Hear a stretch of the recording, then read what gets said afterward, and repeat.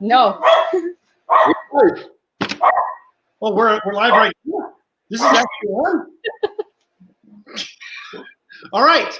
I'm Dr. Brent Turvey. I'm here with my good friend and partner and collaborator, Aurelio Coronado, who is also a real doctor, and Melanie Lambert from the great nation of Canada.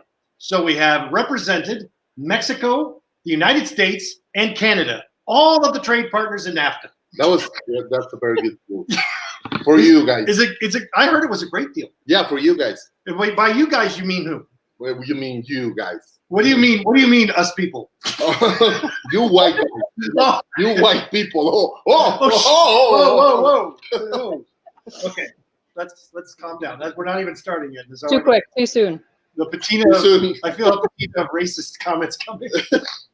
All right, so we want to talk today a little bit about the problem of, in Latin America, what's called forced disappearance, but in the United States and Canada, what's referred to as missing persons cases, right? Yes. So we want to talk about the contextual differences. And I think the best place to start with this kind of thing is the report. The report gets made by, in the United States, made by when there's a case. When there's a person that's missing, that has gone missing, this gets reported to the police. By whom? And in the United States, it's typically going to be a friend, a family member, or somebody. But it's really difficult for somebody from the community to do it. Almost usually, to be taken seriously, it has to be done. The report has to be made to law enforcement by a family member or somebody with direct knowledge. You know, it's not or law enforcement themselves. In the movies all the time, they put like these 48 hours. And thanks to you in Mexico, they use that argument. Oh, the God. Police, because they see it in movies. Yes. So they say like, oh, you need to wait 48 hours because maybe it's with the boyfriend. That's right. 48 hours. Oh, yeah. It's not really a missing person since it's 48 hours. But I mean, is that a thing or you know what? It was a thing? I don't know where that comes from. I know that law enforcement look for any excuse they can not to do the investigation. So they will tell you, oh, you have to come back in 24 hours and make a report. They're not missing. And I get the 24-hour thing, but 48 hours makes no sense. Yeah. And especially, but that time frame makes no sense because of the fact that there can be all kind of other contextual variables which might suggest the person's in imminent harm. But it depends. The 24 hours makes sense if you're living in a country where there's no disappearance. If it's your first time or something like, oh, this is weird, so we need to wait. But if there's a lot of people who are disappearing, 24 hours doesn't make any sense. So here's the other problem with that. In the United States, what you're talking about is maybe black sites or people who are kidnapping or that kind of stuff. Anything. I mean, they don't know where their person is. So here's the thing. In the United States, it turns out that in Chicago and other cities around the country, during the Trump administration, we had black sites.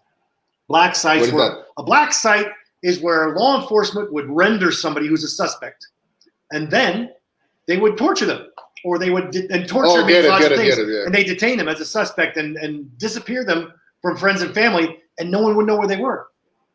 But another way to do that is to arrest them and move them around from prison to prison so nobody knows where they're at.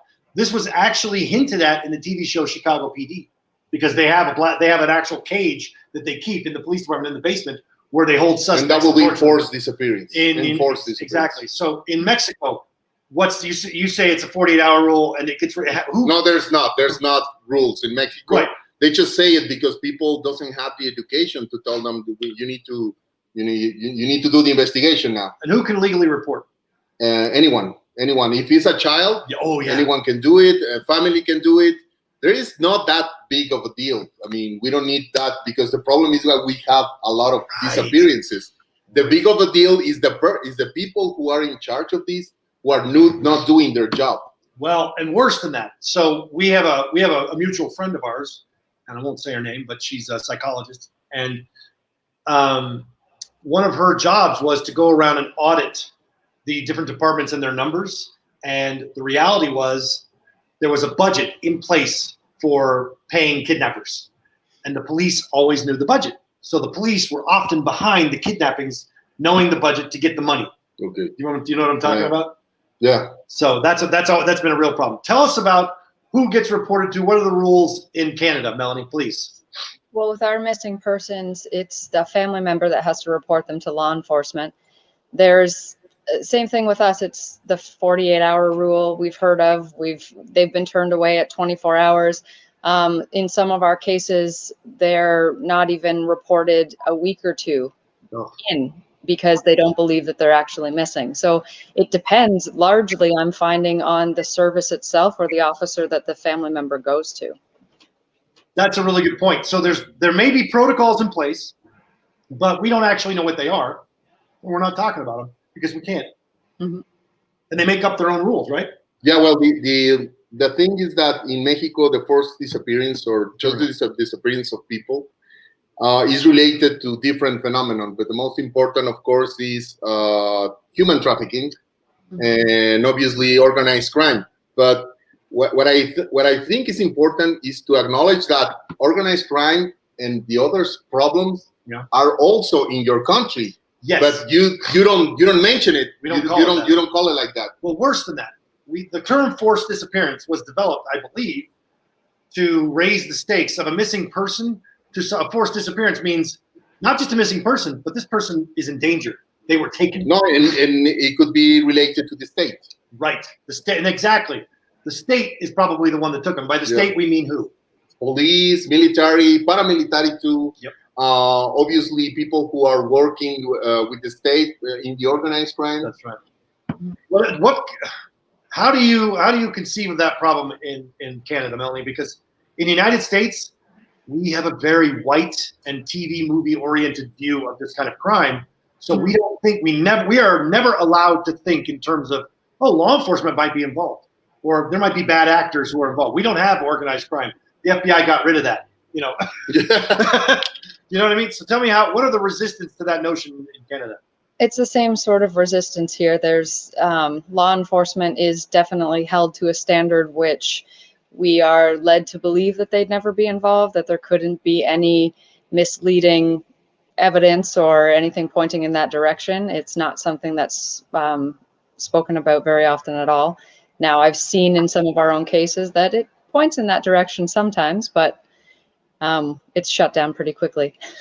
Well, you were talking to me the other day. We were talking about one of your cases. Yeah. And just very quickly, tell people what it is you do so that we know. I work for an organization that takes on cold case missing persons cases all around Canada. They are brought to us by family members, and they will come to us as almost a last resort once law enforcement has done their investigation and has closed the case. So they come to us, we offer them some more hope, and we take the investigation on ourselves, and we dig and we follow every lead that we get through an anonymous tip line as well. And you've been known to find people and find bodies, right? There has been bodies that have been located. They weren't, a large majority of our cases are quite cold. So we're talking 20, 30 years old. The relatively newer cases, we just recently had one close where a body was found. And it seems to be that the decomp of the body would prove that he did possibly commit suicide around the same time that he did disappear. So that was in 2015. Right. So any of the newer cases, we get a lot of pushback from law enforcement. So a lot of my cases are quite old. That's really interesting, and and I appreciate you explaining that to everybody. But the next part is, we talked about this where you have a problem with determining where the person is. You think there's a missing person, somebody has reported the missing, they've involved your organization. Mm-hmm. There's a possibility because of activity on their cell phone or what have you, that the person is actually alive and active and may have been arrested. But law enforcement will not tell you, will not divulge that information to anyone. That's correct. So talk to me about that problem, because I think it's really interesting. Well, we had, like you said, a missing person, and it was really recent. It was just within a couple month or so, or a couple weeks, that he had been reported missing. Now, there was a problem right from the beginning because the police were not reporting him as missing. They would not report him as missing for the family. Now, it was the girlfriend or an ex-girlfriend of this missing person that came forward, so that could have been the issue. But also there was an issue with him missing a meeting with a parole officer. So there was a warrant out for his arrest. Now that's where the problem came in, because when we would speak with law enforcement, they would not confirm whether he was missing or if they had indeed seen him, because they had arrested him again, but we could not get that information. And that's the interesting part to me, because in the United States, in Gringo land, in this magical place that I live, we're not allowed to think that the police are bad or that the military can be bad, and people get very angry if you even suggest it. But there's this problem. When you say people, what people?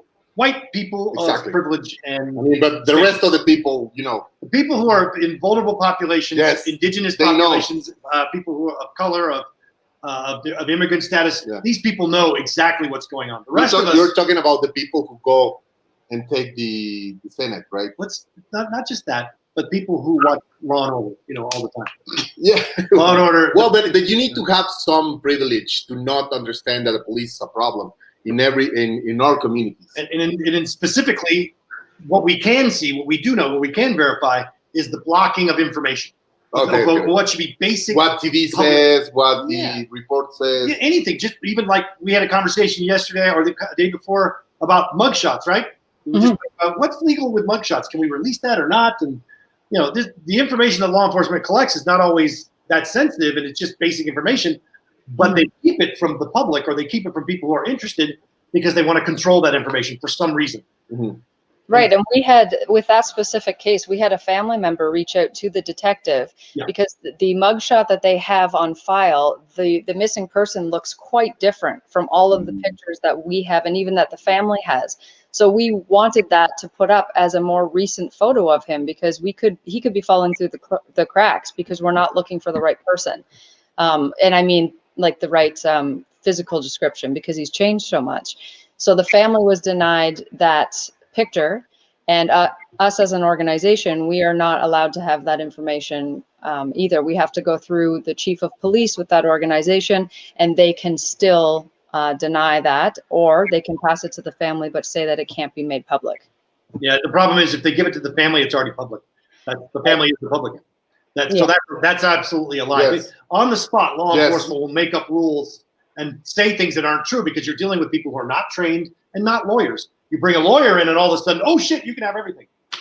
In Mexico, we have these human rights activists who are doing these materials for the families so they can follow the investigation. So you can write who's the detective, and when, what's the object that he took from my daughter or something. Right. So because the idea is, we know that the investigation will not get further the first week, and they will come back when they feel the pressure of the media, and then they will start asking the same questions.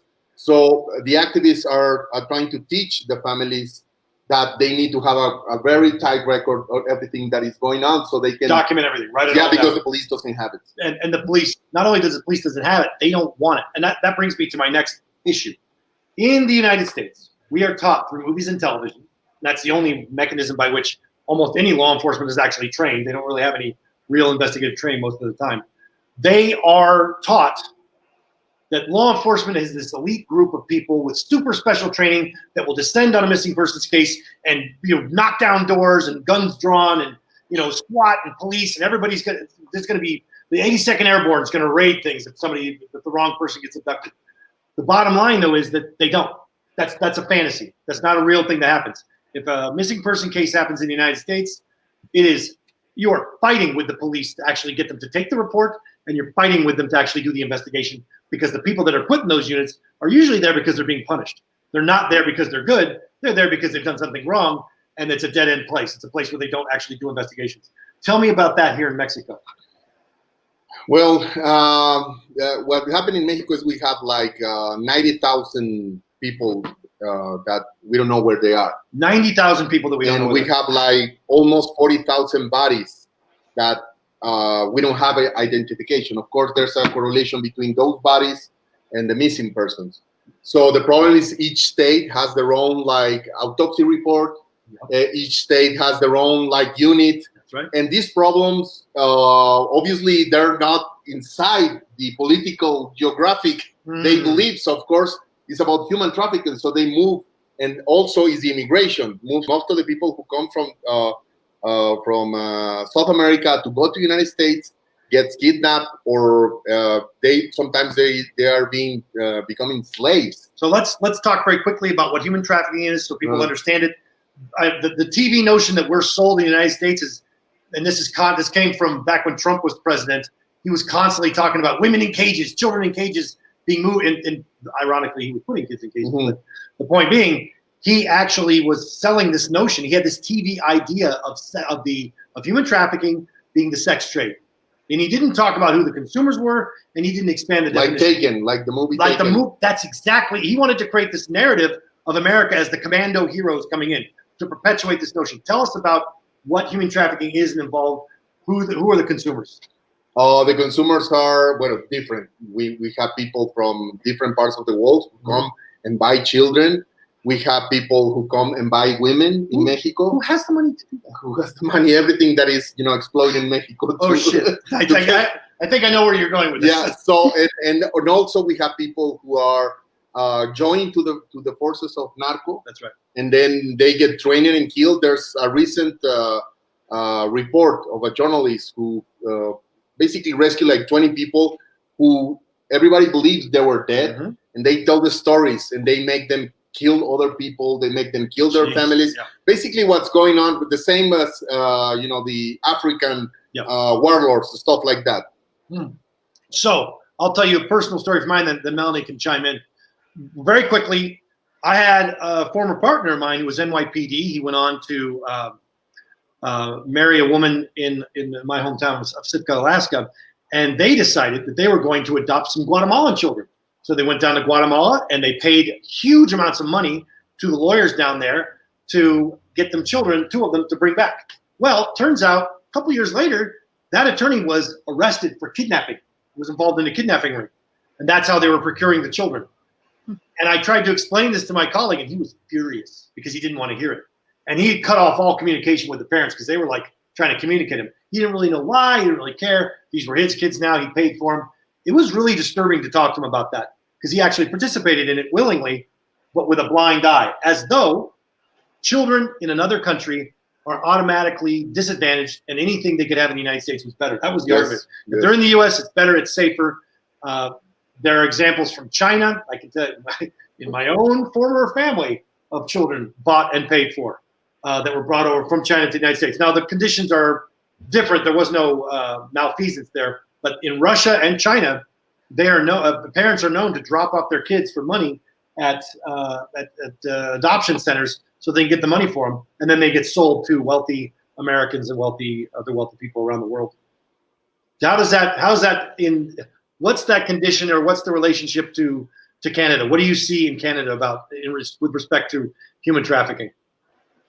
I can't speak confidently about that. I'm not really involved in that aspect. In our casework, it's more, there is some sex trafficking that some of our missing girls have fallen into. As for human trafficking, that's not something that I'm that familiar with. I don't work in that area. Well, that's good. See, she doesn't know, so she says she doesn't know. That I would. So in Canada, it doesn't happen. Yeah, in Canada, because they're social democrats and everything is fine. Everything's fine. They all hug each other. It's not my area. That's the point, right? Someone in Canada is hearing this. Someone in Canada is hearing this and going, motherfucker. In Canada, let me give you some historical context. Let's do it. In the 50s, Canada do a deal with Mexico. That's right. So they can bring some farmers and work for them. Right. And when they get there, this is like a government deal. Yeah, we did it in the United States. And they basically put these men to work 12 hours a day, and in a worst condition ever, and they keep doing it. But this is the idea of this foreign policy that come here, we're gonna give you a good job, and everything is gonna be fine, and it's safe and wonderful, and you make good money. And the Mexican government, of course, copyright because they can say that they're sending people there, but most of those people ended with addictions and disappear, and they're obviously very poor people, so they cannot come back. There's a documentary about it from the 1962. Actually, it's a very good documentary, and they talk about that, the social context. About those, how you can do human trafficking in front of everybody. We do it in the United States. What we do is we offer work visas to people coming up to work in factories, and the factory owners are in charge of who are running the whole process, especially in Arkansas, Oklahoma, Mississippi, the deep South is full of Georgia, anywhere where you have low education and a sort of a need for a slave population. And what do? They collect everybody's passports when they get there, and then they don't fill out the paperwork. And then they tell them, you're here illegally. So if I want to, I can violate you back. So you're going to work for minimum wage or nothing. You're going to work for basically nothing. You're going to stay here in these horrible conditions. And frankly, that you have to pay off this debt to me for even bringing you in the first place. And around this dynamic, obviously there's predators, sexual predators. Oh, so bad. Yeah. No, of course, you see vulnerable population, and you will see like, okay, these people doesn't have even identity. That happened in Mexico too, by the way, with the immigrants that come from El Salvador. They come from exactly the same.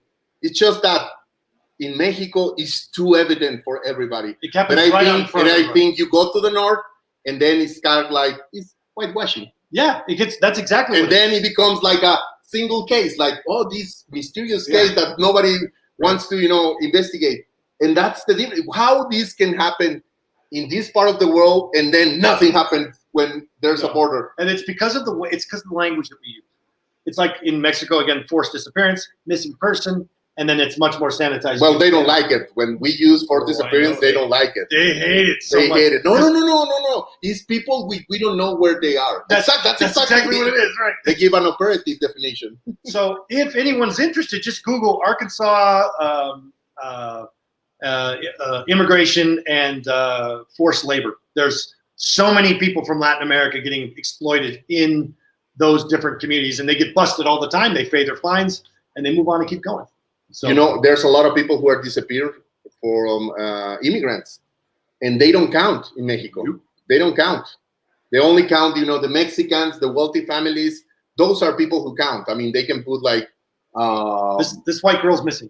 Yes, exactly. And I think that's one of the problems when we talk about missing.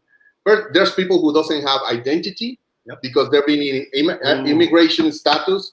There's people who doesn't have, like in Guatemala. In Guatemala, there was a volcano that erupted like 3 years ago. Yeah. Oh, yeah. We were supposed to go there to get a lecture. And there's reports.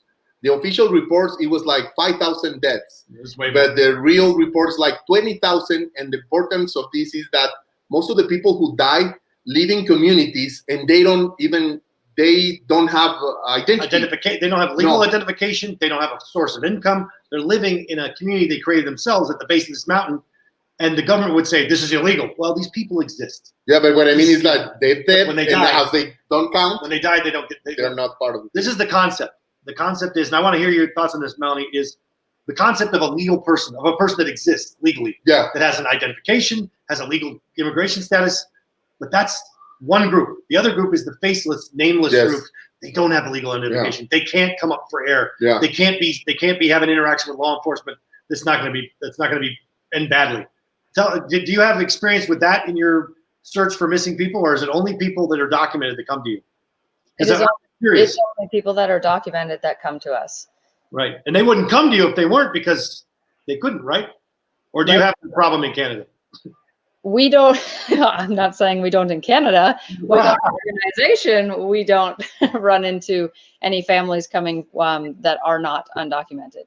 Right, and they wouldn't, right? There would be no incentive for them to do that, because the first thing you're going to do is interact with law enforcement, right? Exactly. That's the first thing we do. We do the interview with the family, we do an intake, and there's a process that goes along, and then we immediately send one of our investigation team members to contact the detective or the investigator on file of that missing person's case. Right. So the very response that you're required to do to effect the investigation actually puts vulnerable immigrant populations at risk, to the point where they're not going to reach out to law enforcement for help. Yes.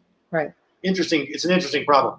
So that's the first problem. We have this problem of law enforcement and the way that they perceive missing persons cases, the way that they investigate them, the way they withhold information, and the way that they treat the different populations who are missing, right? Yeah. So that's the first problem. That's what I was just going to interject there for a second. there is a problem that I see quite often with families that to come to us where their missing person is definitely of a vulnerable demographic, or they are living what would be a high risk lifestyle, and they are basically they're not turned down by the police, but they won't take the case very seriously, and they'll keep pushing it off. Yeah, so not all, that's the thing. I had a conversation with somebody the other day, and they were saying, yeah, the great thing about my job is I can choose who I get to help. And I'm thinking, that's great as long as you're doing it the same for everybody. But the point is, if you're working in public service, your job is to do your job every time the same way. And the reality is people decide who gets the good justice, right? Yes. And tell us about that in Mexico. What are the vulnerable, what are the populations, what are the things that make somebody... Well, when we write false allegation, the conversation we have as an authors, it was like, you were saying to me, like, in the United States, the police can, like, believe the victim and take someone into jail. And I told them, I don't know if that's true, but in Mexico, it's totally the opposite. Yeah. They want to persuade the people of not doing charges because there's too much job, and there's some people who doesn't want you to be, you don't want to spend time with those people. Well, that's interesting because in the United States, it's similar, but what it is there are groups that the law enforcement wants to marginalize. The groups like the prostitutes, the runaways, they don't want anything to do with those groups. So they're going to try to talk certain people, where there's alcohol involved or certain vulnerable populations, they're going to talk them out of making a report. Other people, they're going to immediately want to believe them. And I'll tell you what the factor was. There's two factors. One is wealth. If a person is a person of wealth and privilege, they're going to take that person completely seriously. But here's the other factor, and I've seen this in person way too many times. If you have, let's say you got the same fact pattern in two separate cases, the same fact pattern of a sexual assault. One is a street level prostitute who is a black woman who's overweight and smells. And she comes in and she makes a report. They're like, we'll sit over there. All right. Now I was in a precinct town where this exact thing happened. I was sexually assaulted. We'll wait over there. Within an hour, because I'm working on this task force, an escort who is an Asian woman who is completely decked out, completely glamour nails, glamour hair, perfect makeup. She comes in to make a report. Every single detective jumped off what they were doing to get her coffee, get her donuts. Somebody ran and got her a sandwich. It was absolutely obvious that they were trying to make her happy because they were all attracted to her. Mm-hmm. And that is a very big variable. And I've seen it in interviews too, where cops are basically, I don't know what they are. They're just so naive about human sexuality and their own sexuality that they are easily won over by women that they find personally attractive. Mm-hmm. Tell me about that in Canada. What experience do you have with that, with the reporting issues and their responses? There's definitely from each of the families, because the executive director, Nick, and myself and a few of the others do speak to the families regularly or right at the initial stages of the investigation for us. Yep. And that is often a complaint that we have when there is, say, someone who is heavily into drugs, or I'm finding a lot of undiagnosed mental illnesses that the families will bring forward. And as soon as they mention that to law enforcement, there is a little bit of a stalling. And I find that if they take it on and they do put it as a missing person, I find that the investigation is quite short, depending on who the victim is and what their story is. I find that there's a couple with a religious and ethnic background that they have a lot of pushback from the police, and they came to us, and we are now pushing back, trying to get an investigation done right for the family. It's okay if you say what the religion is. We don't care.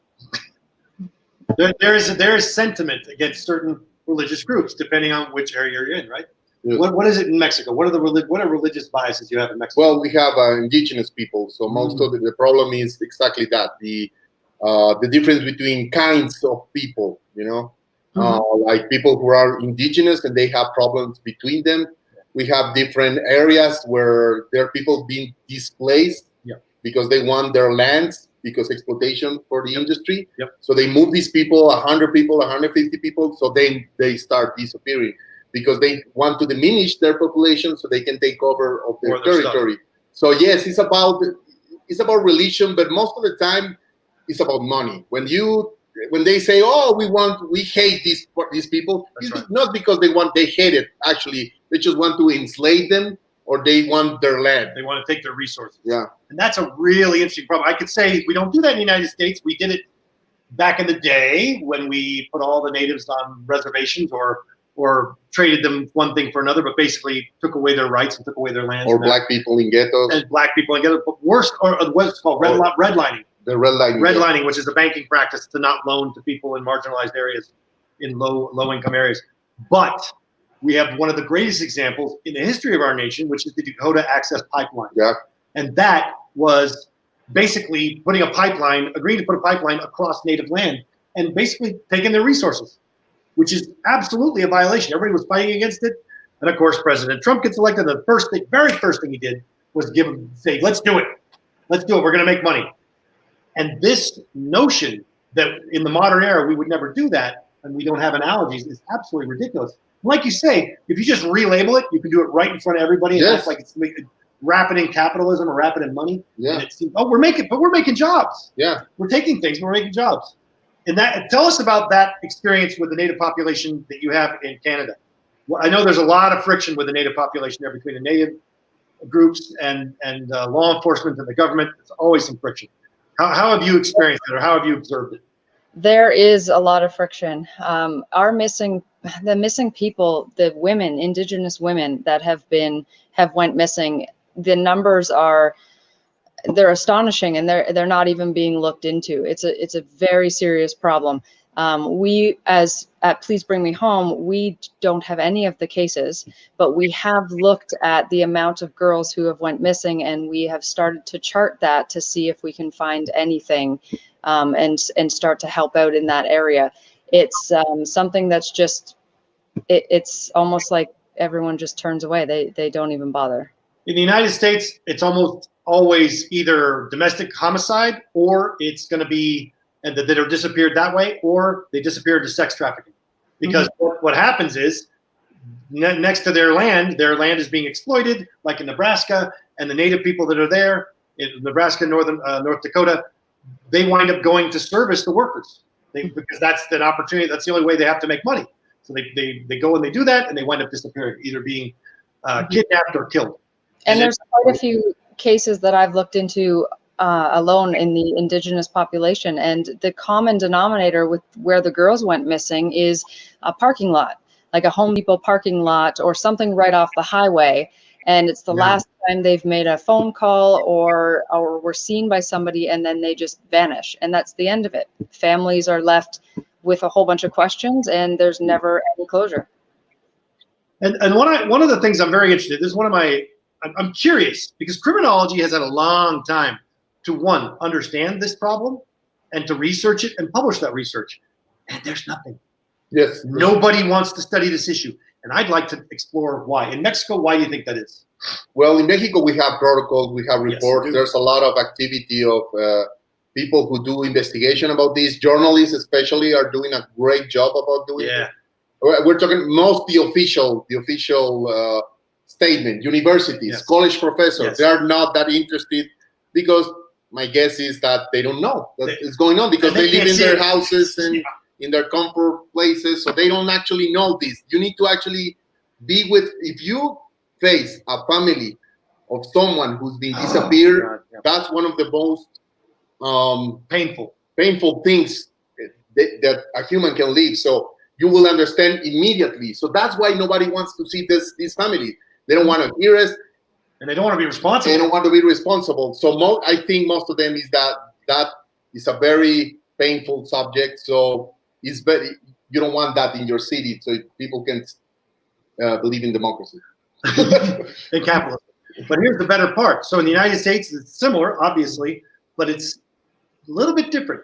And that is that we actually try to create the illusion that these women who have disappeared, that they're just gone, like we were talking about before. Yes. They're just gone. They're not actually missing. They just left, and they went off and they made their own choice. Like there was a choice to be disappeared. And so And that can be true. And that can be true. I mean, but you need to investigate, Yeah, you have to do the investigation to find out whether or not that's true. That's what That's a very good guess. That's a very great guess. It's the only guess that will stop you for doing something. Yeah, that's a very good guess. It's the only guess that requires you not to do your job while still collecting a paycheck. Very good. It's great. It works out well. So I find it to be an issue of shoving things to the side and not wanting to look directly at it, because here's why. When there are large groups of women or children or whatever disappearing in areas, it is very clear who is benefiting from it. And so the people who are in authority know that, and they don't want the pushback from above that would result in actually doing a real investigation. Yes. Tell us about that in Canada. Is that an issue for you guys or not? I think it's similar to what you're saying. There's a couple different factors, like people don't want to get involved because it's very difficult. We're dealing with families every day, and it's one of the hardest things to see and to deal with. It's easier to just look away and pretend it's not happening. Now in Canada, if you were to look it up, you see a lot of RCMP involvement when it comes to the Indigenous population and their missing people. Yeah. Now that I don't know how much traction there is, but that isn't an organization that says that they are looking into the problem actively. But I think there's a lot more that needs to be done. Well, I think in the United States, we know when law enforcement is doing something or not based on their arrests. Yeah. And they're not making arrests, and they're not making clearances on these cases. So you can't, in the United States, you cannot literally make that argument. Oh, we're doing so well. No, you're not. You're doing literally nothing. And I think it's just a lack of ability. One of the big fights that is going on in Latin America is that investigators and everybody who's involved in this type of cases needs to be trained in sociological aspect of the crime, like geopolitics and gender perspective and other stuff, because if not, you are just seeing to hear. Yeah. You know what I mean? And that's the big fight. And the Supreme Court actually do some protocols, and actually is human rights protocols. So we're trying to do that. But obviously the police officers and the forensic people doesn't want to do that because, well, my guess is that it's just too complicated for them. Well, they're not very well educated to begin with. That's the first problem. I mean, it's about cultural. You want things world-class TV. You want this to be a personal problem, a mystery to unsolve. You want a clock. If you start seeing the macro problems, you will start not having satisfaction of the cases, because you will not justice is actually not that is not in the horizon. You know what I mean? Yeah. So what's going on in the United States, in Canada? You're talking about in those terms. There's people who are saying we need to address this systemic problem, or is about the case. And we just finally during the Trump administration got the Savannah's Act passed. Yes. Which is a big deal in the United States, which basically anybody who wants to know about this issue, go look up Savannah's Act. The victim in that case was a pregnant Indigenous woman named Savannah LaFontaine. And the protocols there were no protocols, there was no real good investigation. The case stalled and staggered, and she had been abducted, and her baby had been taken from her womb by her neighbors because she was Native and they thought nobody would miss her, I guess. And they put her body like in a ditch. It was awful. But the point is, this act requires the consolidation of statistics, the creation of protocols, and the actual accountability of Department of Justice to Congress for actually addressing the problem. I'm sure the people who wrote Savannah's Act understand pretty well the problem. I'm not sure anybody reading Savannah's Act. But that will need a special training. That's what I'm trying to tell you guys. That's what I'm agreeing. That this is not things that I just drop in because they're interesting. Yeah. If you're not getting that part of the problem, you're not getting the problem. No. You're basically just going, like you're looking to solve crime for privileged people. No, it's just or not looking the real problem. If we can solve it, we have a body. We have a reunion of the family. And nothing else is going on. Nothing is wrong in the world. So what you're saying is there's an assumption that all of our sociological problems, racism, institutional structure, it's for poor people and it has nothing to do with this. Right. It has everything to do with this. So I think that's it. And also think about it. If it's difficult to show someone to use a protocol to do a proper interview, how are you gonna teach them to think critical about the institution they are representing. That's one of the most interesting things. Tell us about your experience with that. How good what do we have any protocols in Canada regarding this? And are the Canadian and they have this aspect? Do they have any aspect related to this? I reached out to a couple services to see what the protocol was for a missing person, Yes. and there wasn't one on the service. So, but let me clarify too. When it comes to a missing child, there is something like that's called an Amber Alert that goes out, and it notifies on the phone. That's true. And they have it in Mexico too, yeah. Right. So we have that aspect that is different for a missing person. But when it comes to a family coming to report a missing person, there is not a set of protocols in at least 2 services to guide the officer in what to do and how to investigate that case. That's a problem.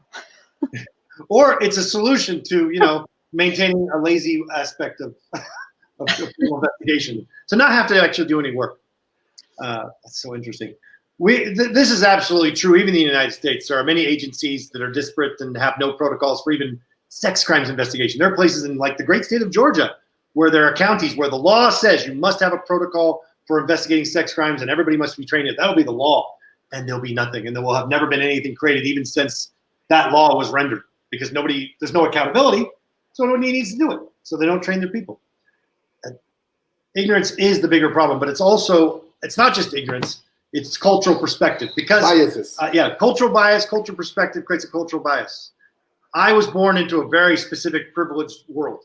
Aurelio was born into another world. You were born into another world. We all have different worldviews, and it's the willingness to accept that your worldview is not the only view, and that other people have different experiences, and they can result in terrible consequences to them that you look at and you judge because you can't see their journey. You can't see their context. And one important thing is not only about to become a better person and to reflect about this problem, it's about to actually read the stuff about that is going on. You know what I mean?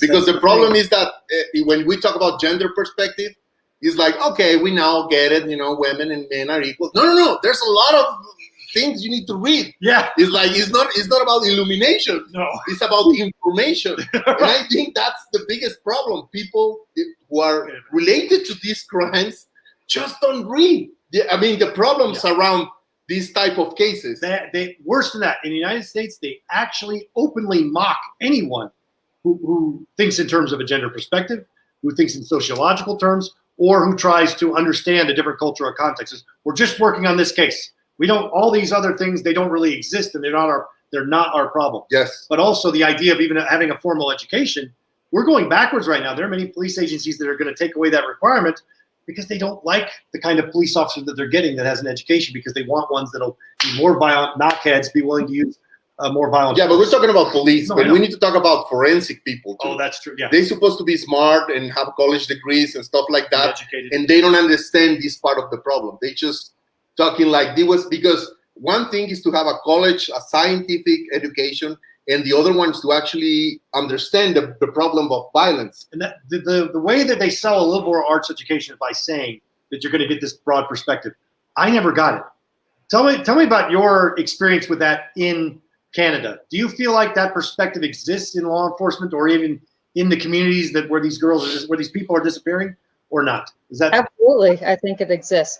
Now, you stated that there are some services that are taking away the requirement of having actual college education. And here they have just implemented that they want anyone who is applying to the services to have a bachelor's degree or a university degree or something, where that wasn't something that was required up until, say, a year ago, when things really started taking a turn in Canada with systemic racism and RCMP being involved in that, and a lot of things that were happening surrounding that. So there was a large shift. Now, I've been personally involved in the recruitment process within Canada, and what they are saying and what they are still doing, I find it doesn't align. So there are some recruits that are being hired with the education standard, but there are a lot that are still only with a high school diploma, and they just have to pass an entrance exam. That's all the requirement needed, and then you go through the interview process. But that's a slippery slope as well, because we have a lot of bias that comes up when you're going through the interview process. So you could be kicked out based on that person sitting in front of you not liking you for A, B, or C, right? That's so interesting, because I think most people are surprised when they hear that law enforcement you could ever be in law enforcement without having an education. But once you start understanding the culture of law enforcement, you know that they actually openly mock, punish, and haze people who have an education. It's not a thing that's respected. So that's always been a problem. There's a committee on enforced disappearance from the UN. Yep.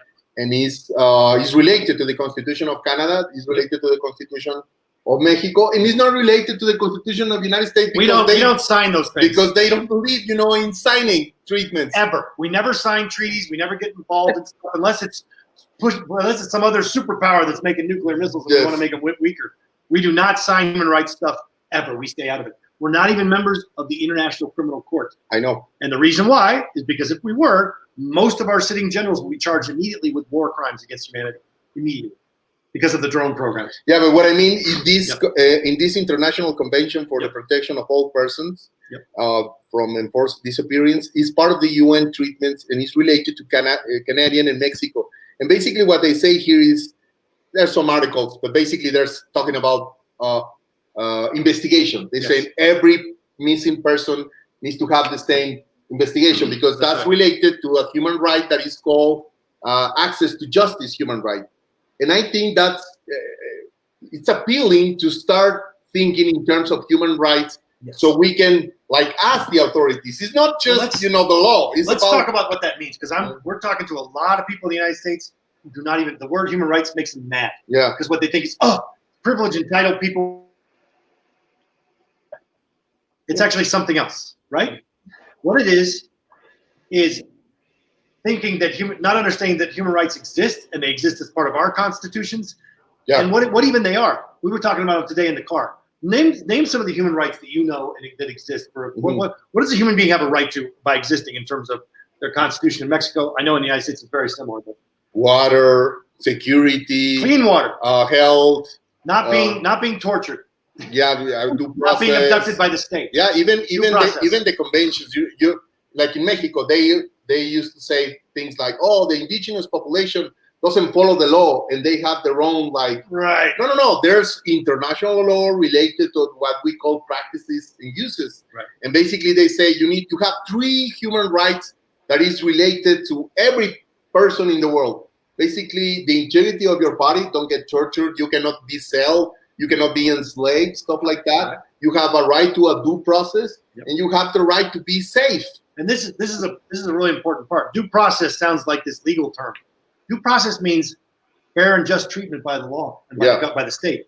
And that includes not being tortured, not being abducted, and not being sent off to a black site. And if you disappear, a good investigation. That's my point. A requirement. That's my point. It's a violation of human rights if you're systemically not doing a proper investigation in these cases.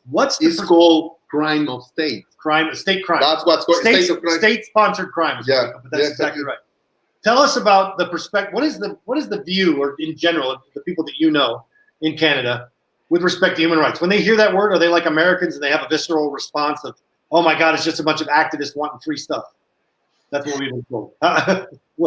What is it? What's the perspective? What type of friends you have, man? Oh, the worst one. I have. That's what I was gonna say. I don't think.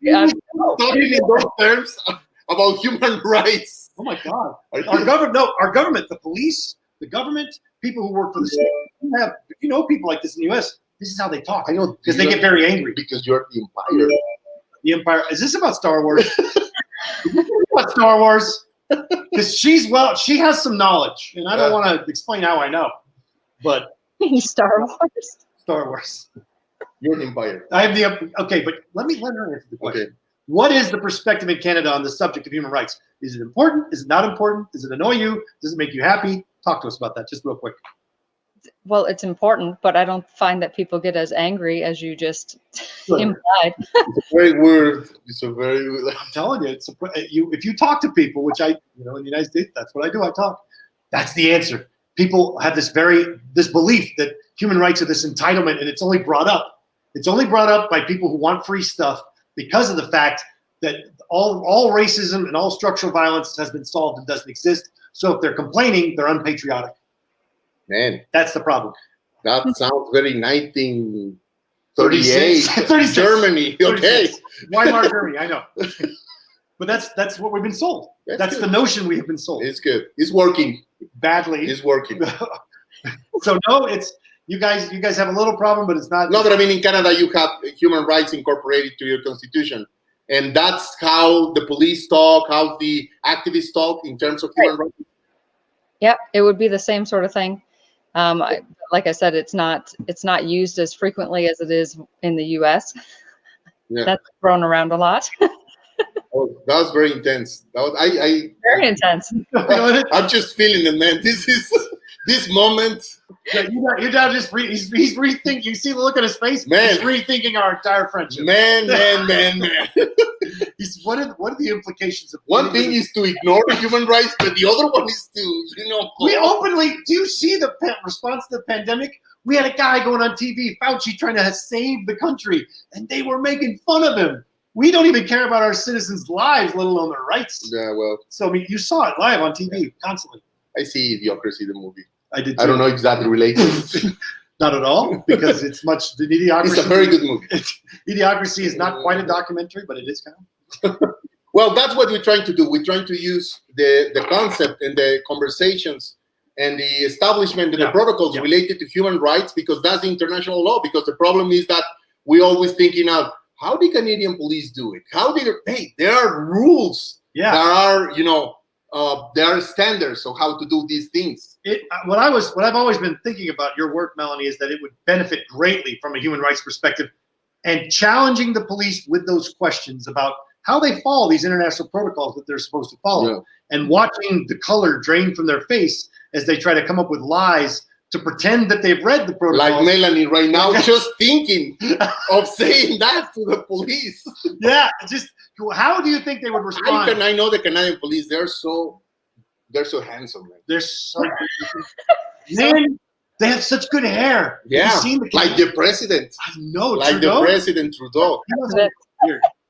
And to cross the river. He crossed the river. To cross the river of hope. And he used blackface too. And he also used blackface. But I mean, that's another thing. You talk about Trudeau a lot. Yeah, of course, because why you're not doing it? Yeah, he's because you have it all day long. Yeah, we only get it like 2 seconds a day when some meme on the internet. You get to turn on the TV and there he is. And there he is. Or go outside and put out your trash. There he is. There he is. In his car. Talking about minery. And in Canada, they're turning it off because he's on all the time. Oh well, it's not the same. You find him handsome. We see him all the time. Well, it's okay. So you've normalized handsomeness. Well, that's no good. Because this is oh man. Okay, now we are off subject. Right. So it happens a lot when we're talking. Yeah, exactly. This is very true. We do this way too often. Let's ask this question. How do you use the human rights perspective in your work? Aurelio, you go first. Well, yeah, of course. What first is how you contact the family. I think the family, and this is important, is their right to be close to the investigation. Yeah. And I think that's one of the authorities doesn't like that. No. They have the right, because these agreements that I just read, they have the right to be close, and they have the right to be informed of that. That's right. That's most important. And in order to accomplish that right, you need to have a clear and transparency investigation. That's right. That means that if they want to go with the forensic and ask them questions, the forensic needs to be in this position of doing it. Yeah, the forensic examiner has to have the perspective. This is the biggest problem. And I've been working with families of people who disappeared, and that's my work, to actually give them information and to serve as a scientist, to give them like, this is the protocols, they need to use this and do that. If we think in the families as the victims, and we think as the system, as the one who actually provide the structural problems, I think we are approaching to the human rights perspective in this enforced disappearance and missing persons. And I'll give you the terrible, terrifying answer for America, then we'll close with Melanie.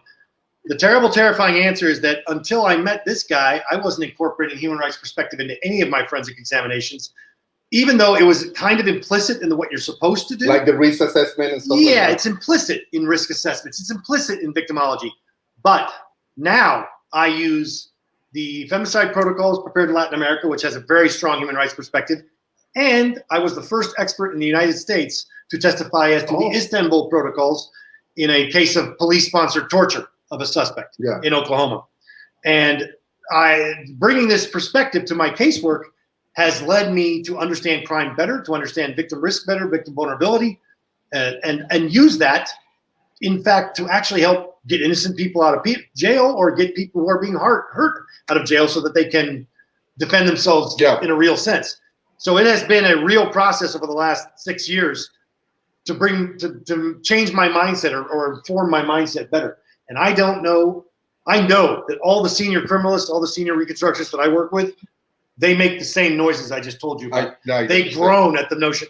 Human rights, that's a defense attorney concept. That's feminist. That's feminists. That's defense attorneys. That's these immigrants. That's for immigrants. It's not for real Americans. Yeah. And that's the attitude I get back. Tell me about yours, Melanie. How do you see it as playing a role in your work, if at all? I would say that we are learning more as we go with each case and each family. We are, as an organization, learning more what the rights are, because in Canada, I find that if an officer tells you no to something that you ask, it's a no, and that's it. There's no further investigation. There's no further paperwork. It's just a no, and you back off. That's information you are not allowed. Even in the cases, a lot of the families are not getting transparency with the investigations that are going on. So we are now learning, with the help of you guys, what to push for a little bit, the questions to ask, and helping the family, being that support to push their rights forward, because they're unaware. Most of us are unaware here what the actual rights are when it comes to our missing people, if it's a family member, and what information we actually have the right to get and what questions we can ask. So this is an interesting point. I want to point this out.